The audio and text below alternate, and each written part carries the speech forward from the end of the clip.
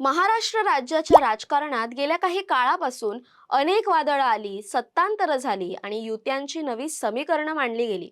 पण या सर्व गदारोळात एक नाव सातत्याने धगधगत्या सूर्यासारखं तळपत राहिलंय. ते नाव म्हणजे मुख्यमंत्री देवेंद्र फडणवीस.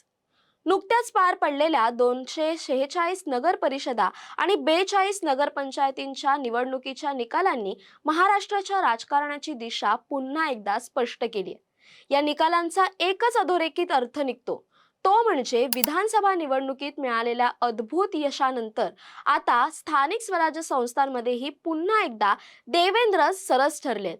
महायुतीने या निवडणुकीत महाविकास आघाडीचा अक्षरशः धुव्वा उडवला असून रविवारी जेव्हा मतमोजणी सुरू झाली तेव्हापासूनच भाजपने घेतलेली आघाडी शेवटपर्यंत कायम राहिली.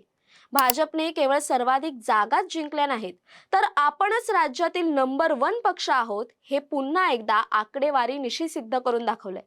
या विजयाचं सर्वात मोठं वैशिष्ट्य म्हणजे 2017च्या तुलनेत भाजपने केलेली झेप.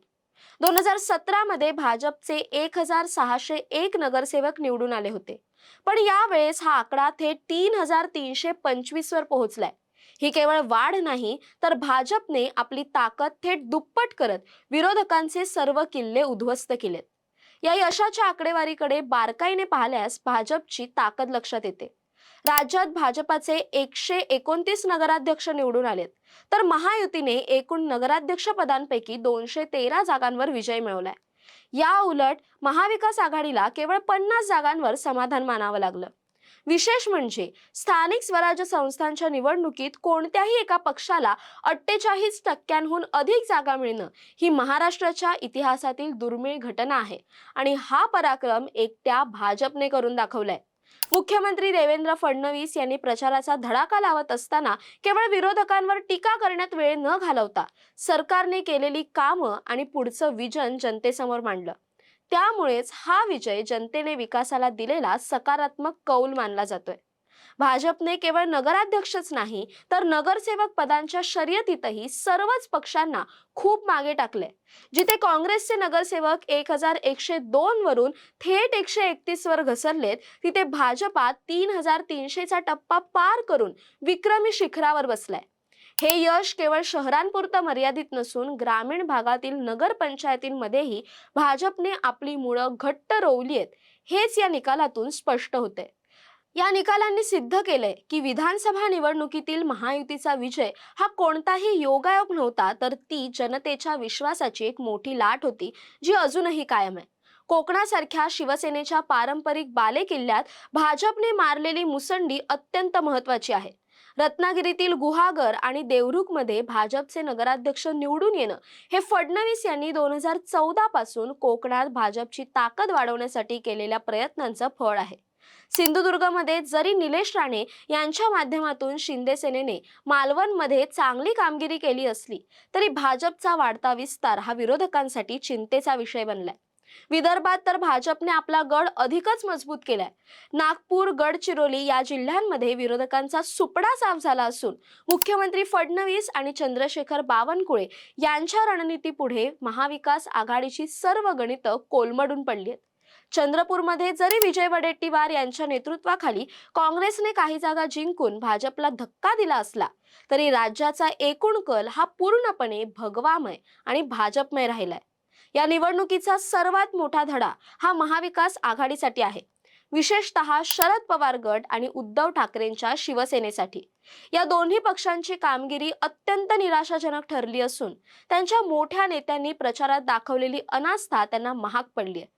उद्धव सेनेने सर्व जबाबदारी स्थानिक पदाधिकाऱ्यांवर टाकली, ज्यामुळे त्यांना अनेक ठिकाणी खातंही उघडता आलं नाही. याउलट महायुतीच्या तिन्ही पक्षांनी मिळून 75% जागांवर कब्जा मिळवलाय. जरी अनेक ठिकाणी भाजपा, शिंदे सेना आणि अजित पवार गट एकमेकांविरुद्ध लढले असले, तरी मतदारांनी महाविकास आघाडीपेक्षा महायुतीच्याच उमेदवारांना पसंती दिली. हे निकाल 2029च्या विधानसभेची पूर्वतयारी मानली जाते. भाजपला आता हे स्पष्ट झालंय की जरी त्यांची ताकद वाढली असली, तरी मित्रपक्षांना सोबत घेऊनच 51% मतांचं उद्दिष्ट गाठता येईल.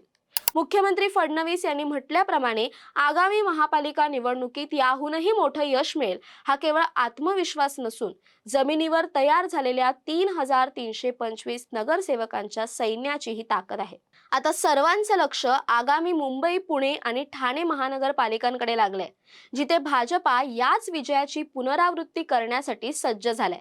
शेवटी एक गोष्ट मान्य करावीच लागेल की महाराष्ट्राच्या राजकारणात आज संकटमोचक आणि विकास पुरुष या दोन्ही भूमिका जर कोणी समर्थपणे पेलत असेल तर ते म्हणजे देवेंद्र फडणवीस.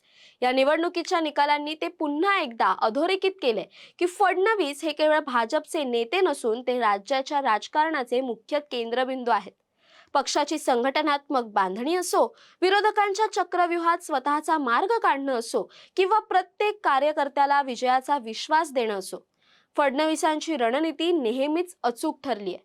सत्तेत असो वा नसो, राज्याच्या विकासाचा ध्यास आणि अहोरात्र कष्ट करण्याची त्यांची तयारी यामुळेच आज भाजपला हे ऐतिहासिक यश मिळाले. 2014 पासून सुरू झालेला हा देवेंद्र विजयाचा रथ आता अधिक वेगाने धावू लागलाय. 3,325 नगरसेवकांचं हे प्रचंड बळ म्हणजे फडणवीस यांच्या नेतृत्वावर जनतेने उमटवलेली मोहोरच आहे. मी पुन्हा येईन म्हणत त्यांनी जो आत्मविश्वास दाखवला होता तो आज प्रत्येक नगर परिषद आणि नगरपंचायतीच्या निकालातून सत्यात उतरताना दिसतोय. आगामी महापालिका आणि जिल्हा परिषदांच्या रणसंग्रामातही देवेंद्र फडणवीस यांची हीच विजयी घोडदौड कायम राहील यात शंका नाही. म्हणूनच आज संपूर्ण राज्यभरात एक ट्रेंड व्हायरल होतोय आणि तो म्हणजे देवेंद्र धुरंधर. दरम्यान या सर्वाबद्दल तुम्हाला काय वाटतं? तुमची मतं कमेंट करून नक्की कळवा. तसेच अशा नवनवीन व्हिडिओजसाठी टाइम महाराष्ट्रला सबस्क्राईब करा. धन्यवाद.